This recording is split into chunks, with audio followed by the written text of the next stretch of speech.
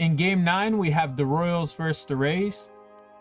In hitting wise, I have the Rays with the 111 to 107 advantage based on the projected lineups and facing right-handed pitchers. Now pitching for the Royals is Carlos Hernandez, who has a 9.08 ERA on the season, which he's just not pitched well at all. Though it's only been just under 30 innings pitched, not a huge sample size, but so far it hasn't been great. I have him projected for 11.62 ERA in the start, so I don't see him really improving that much. At home, he's a bit better compared to away. Last 30 days, he's kind of slumped a bit. He has a 1.67 whip, 56% left on base. That's very low, but it seems to be consistent throughout the year, or through all the different splits, no matter if it's home, away, recent or not. He just lets batters score once they get on base.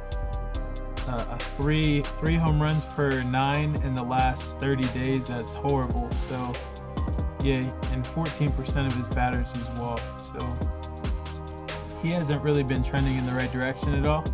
And in terms of his pitches, he has 4, and his splitter is his worst pitch by far, but he only throws that 11% of the time. His curveball is his best.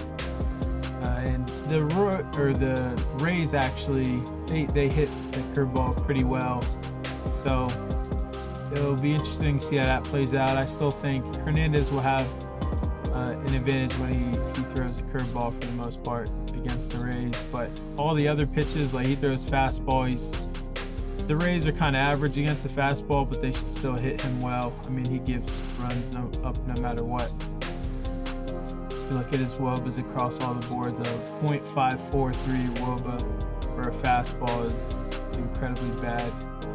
So he just, yeah, I don't anticipate him having a great start at all. Now, on the other side for Tampa Bay, Luis Patino, he has a 6.75 ERA, and I've been projected at a 6.19. And if you look full season, the last 30 days, he's pitched a bit better. The last 30 days, though his whip has gone a lot higher at 2.5, which that's not good at all. But he hasn't given up any home runs in the last 30 days, so he's been able to control the runs just by not giving up any homers. I would say it's a little bit of a concern to have 15% base on ball.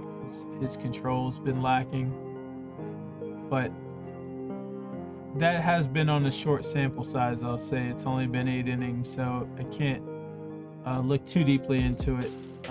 But on the surface, he's been fairly consistent, whether it's home, away, full season, last 30. It's all fairly the same.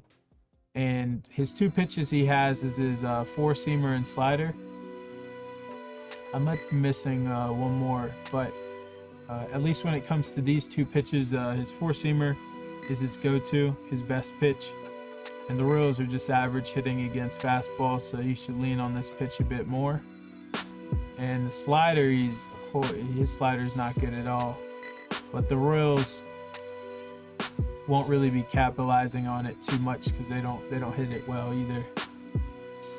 So yeah, I see Patino pitching decently well. I mean, as long as he can control, keep that whip a lot lower. I'd like to see it like at a 1.5, you know.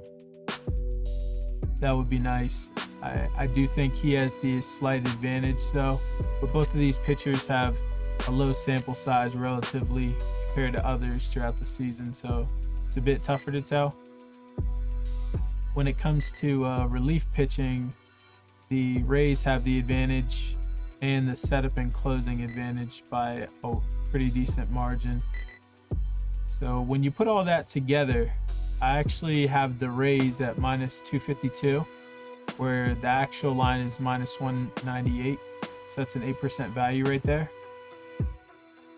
And the Rays on the run line, -1.5 is, I have it at -144, where the actual line's +105. for a 21% value. And I like this one a lot too, the over-under. With both of these pitchers, I do think there could be some runs scored. So I have it projected at about 10 runs. The line's at 7.5 for a 12% value.